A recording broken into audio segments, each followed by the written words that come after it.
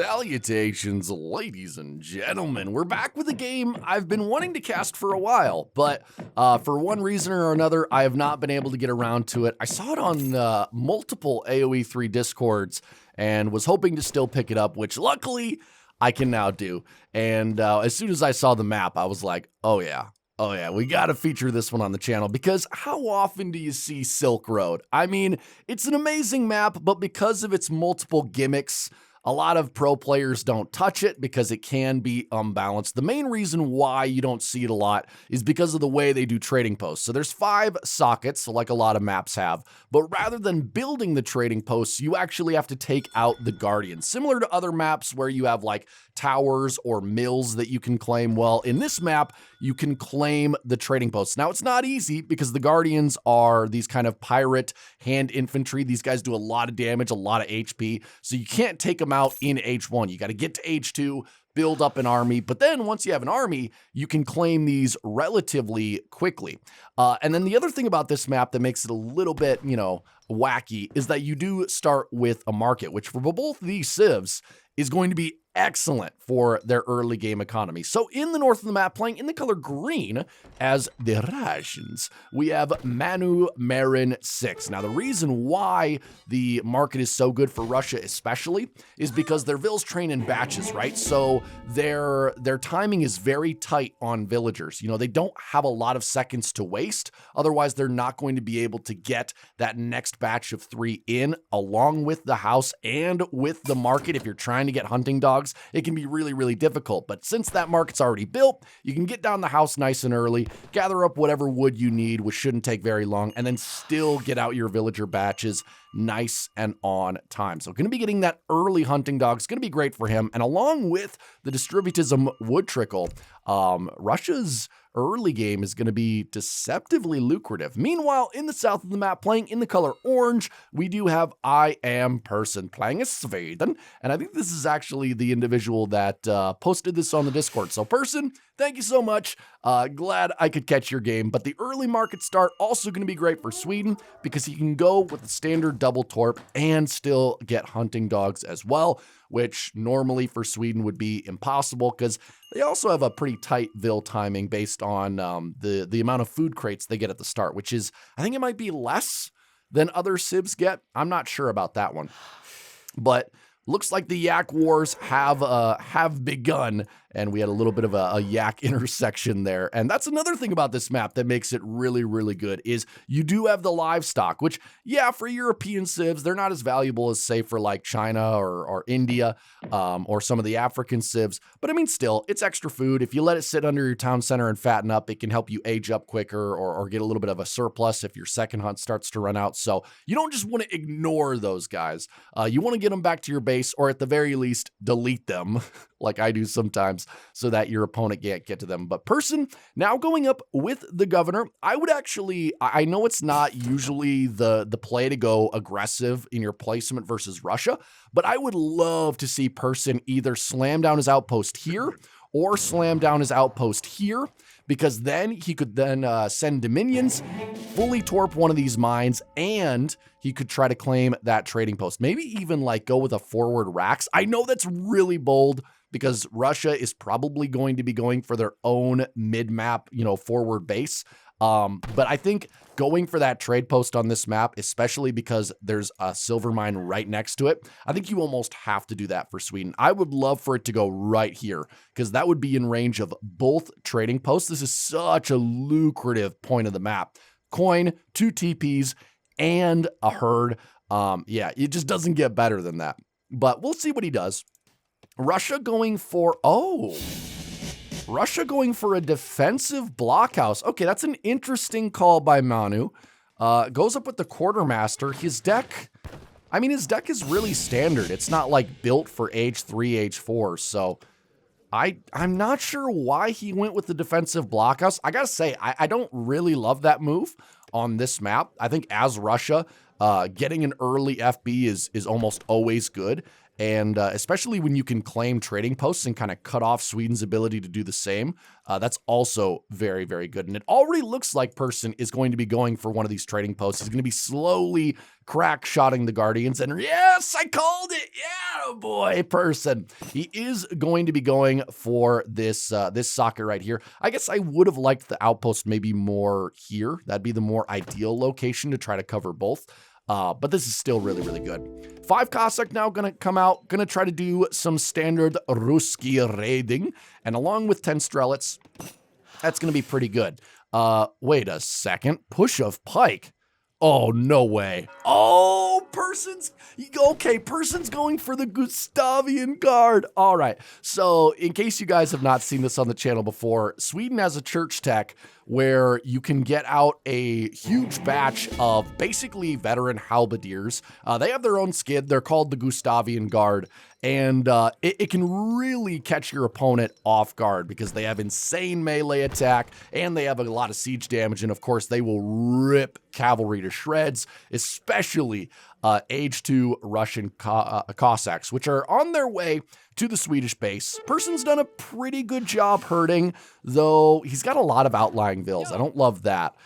He's going to be a bit vulnerable to these Cossacks if he's not paying attention. And he's also sending 11 Vasa allies. What is this combo? So it's going to be 11 Royal Arquebus along with the Gustavian Guard. That's going to be an insane composition, and I don't know how Cossacks and Strelets are going to deal with that, though he might lose a villager here. It's going to go down. No. Oh, nope, he's going to save it. Nice job. But is going to lose that second vill.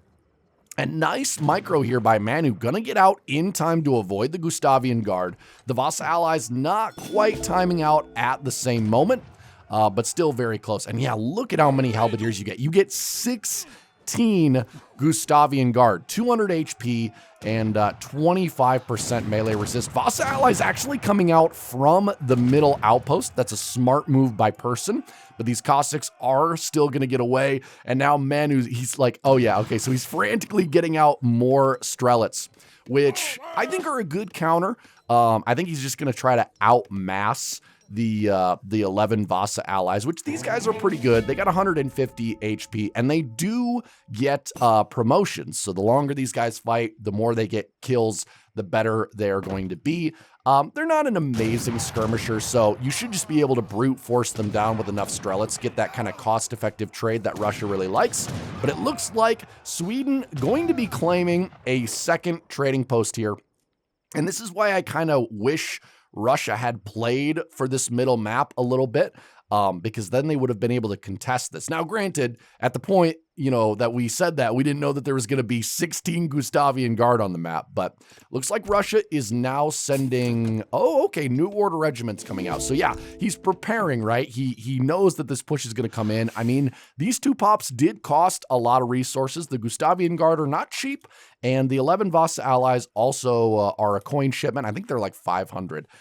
So yeah, I mean, Person's economy is going to be a little bit behind. Looks like he's got most of his vills on wood, so he's going to try to torp boom behind this, and he's sending 2 leather cannons as well. So this is a very aggressive build from Sweden. Hopefully he follows that up with Dominions and maybe even Engelsberg. But the 2 leather cannons, oh no, they're going to be caught in a terrible position. They're going to get immediately shot down by the Strelets. I mean, they're going to kill a few, but now the Gustavian Guard have gotten a connection, and if they can successfully snare those Strelets, they will rip through them. Look at the +6s. They just one-shot these Strelets, and the Vasa allies doing enough work in the back. It looks like they finally separated. Oh no, Manu!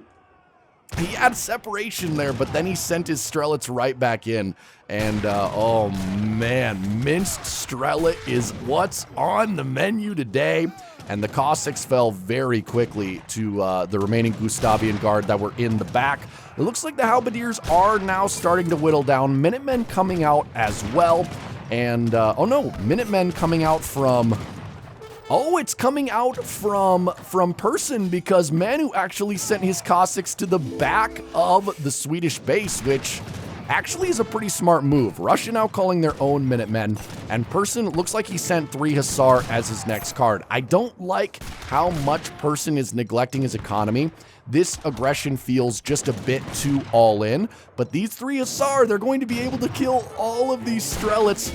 He needs recruits on the field yesterday. It's 32 Russian vills versus 24 Swedish vills. Dominions finally coming in. The Cossacks were effectively cleaned up by the remaining halberdiers, and now all of these Strelets are going to be taken down. So this is not the most high-level play that we've seen on the channel, but it is certainly very entertaining. Gustavian Guard into Vasa allies. There might be something there. Though, you know, Manu was able to neutralize it pretty effectively by just sending his own military shipments. 13 Strelets are now on the way. And, yeah, okay, so Sweden has bought himself a little bit of breathing room here. He put down a tavern. Okay, so it looks like Person is going to fully be committing to age 2 here, it seems. Or is he going to try to start macroing for age 3? I mean, he's invested pretty heavily in this forward position.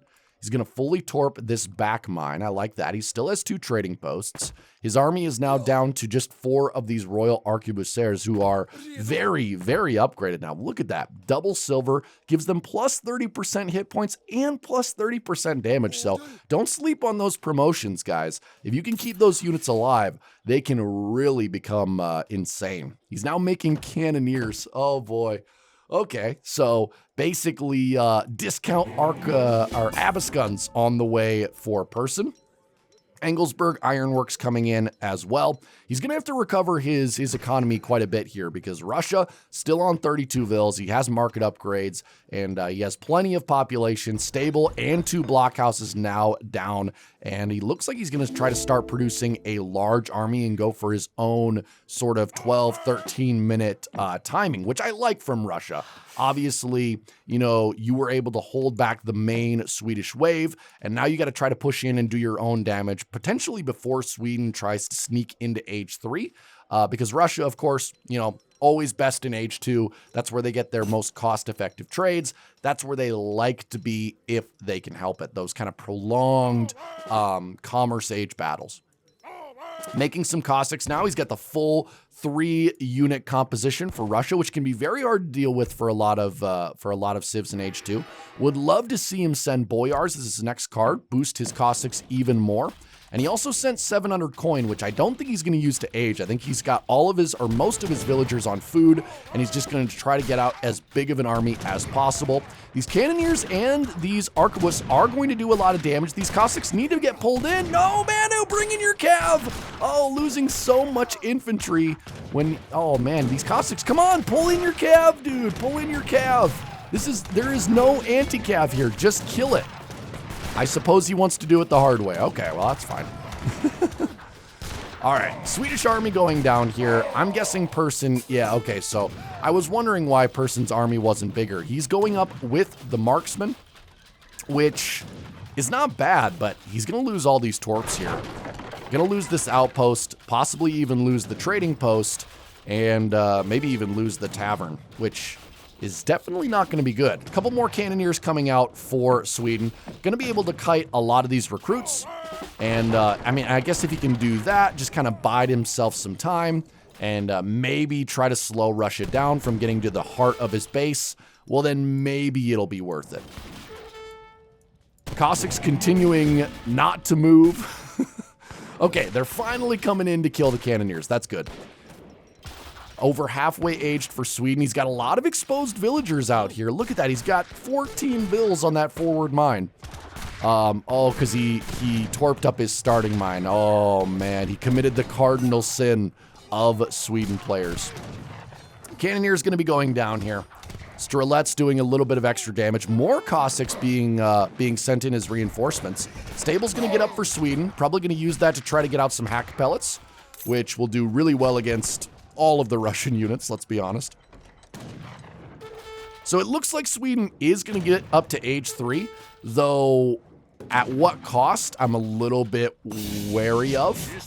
Leather cannons coming out, and they're going to immediately get shot down. So that age up was kind of worthless. Looks like Hessian Jaegers being sent in, and what the world? He's training Waku horsemen? Where is he training those guys? Oh, he built another tavern. Why is he making Waku horsemen? Savalax Jaegers coming in. Okay, nice. So he's gonna have a decent batch of Jaegers here, though if the Cossacks take them down quickly, they might be able to neutralize them.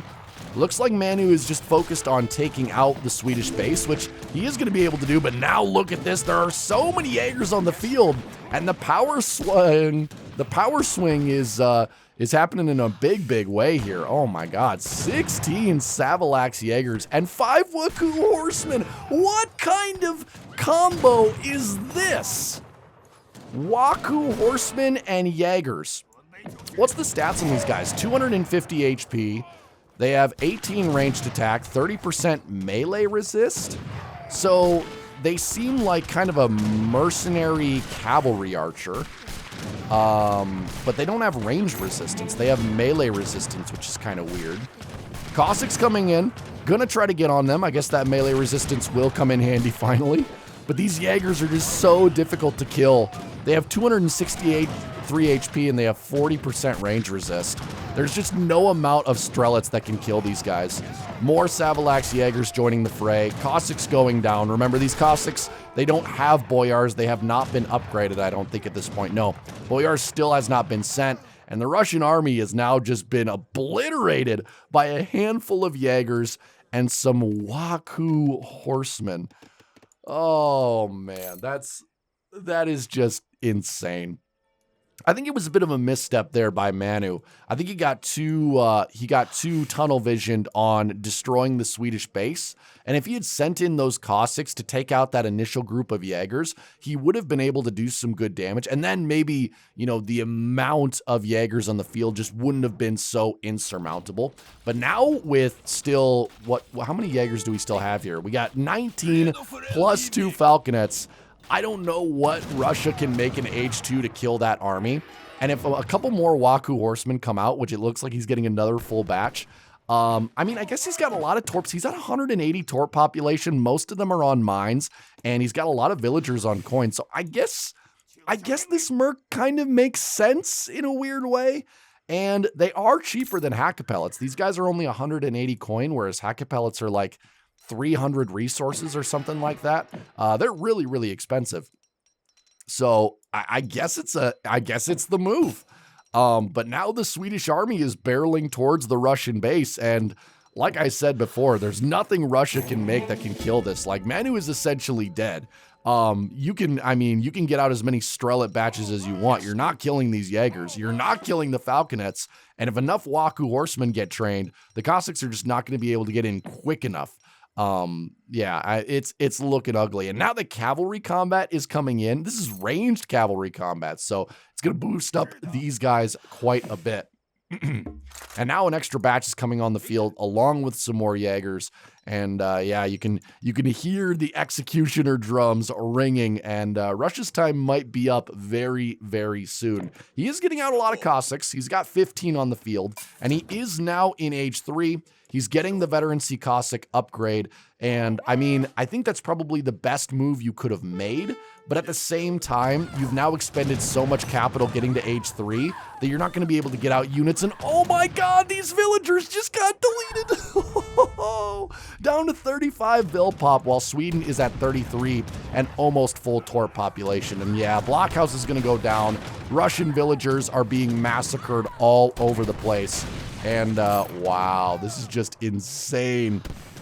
I never thought I would see this combination. Never in all my days did I open a replay and think, you know what, we could see Jaeger Waku Horseman this game.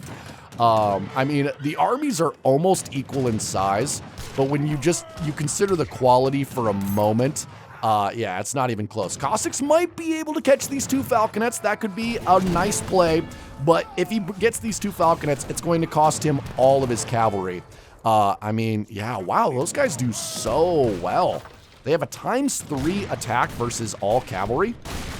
And I mean, at 24 ranged attack with the upgrade, yeah, these guys just melt Cossacks like it's no problem at all. One Falconet left alive, which is going to be enough to take down these blockhouses. They're not even, the Strelets are not even killing these horsemen very effectively. Huh, okay. I underestimated yet another mercenary, though I still don't think they're that good. 2 Falcons coming out now for Russia. This might be the one thing that can kill the Jaegers. And looks like he's going to be bringing in his Cossacks at the same time. Maybe this will be the thing that saves Russia. But these Jaegers, they have 263 HP. And the Falconets were sent down very, very quickly. And now it's just quality over quantity at this point. Even with the veterancy upgrade, these Cossacks cannot kill these Savalaks quickly enough. And all of the Falconets for Russia are down, and the reinforcements are not coming. The resources for Russia are almost nil. And yeah, he can get out a couple of more batches, but with the Swedish army sitting under his base, he's never really going to be able to fully stabilize here. And I mean, just look at the reinforcements coming up the map. Even more horsemen, even more Jaegers. And with Sweden having almost full map control at this point, he's going to continue to collect coin. He's going to be able to send these guys pretty much infinitely. And looks like we have 19 Strelets on the way.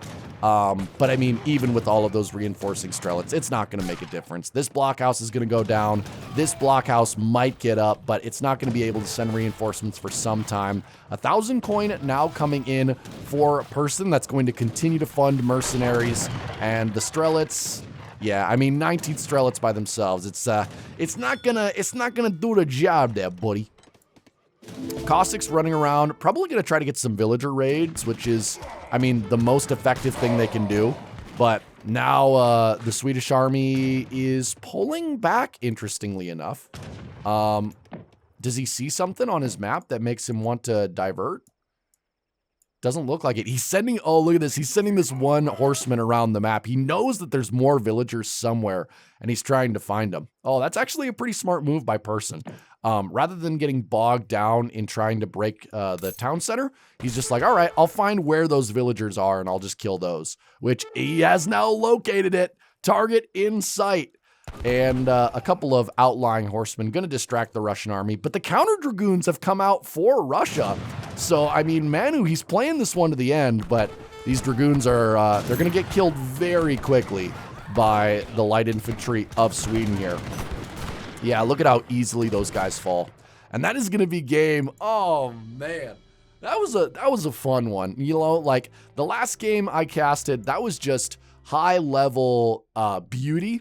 This one, a little more sloppy, a little bit weirder, but certainly entertaining in its own way. Man, Waku and Jaegers. You guys will have to let me know in the comments. Is that a combo you would use? Because I would never think to do that. I feel like only person's demented brain would come up with such a combination. But it kind of worked in this situation. Now, I think Russia made some key mistakes here. I think not being aggressive and fighting for the middle of the map, I think that was a huge blow. I think spending too much time trying to take out the town center and not focusing on the units was a big mistake. And then I think just not effectively dealing with the units that Sweden had. So, if, like, for example, trying to beat cannoneers with infantry rather than using your cav, maybe that was just a small slip of micro, but certainly something that lost more resources than he had to. But guys, I hope you enjoyed that match. Again, thanks to Person for posting that in the Discord. And now that I know the kind of builds you do, if you have anything else that's weird or wacky, just send it to me directly, man. But guys, until next time, have a great day, have a great life. See you later.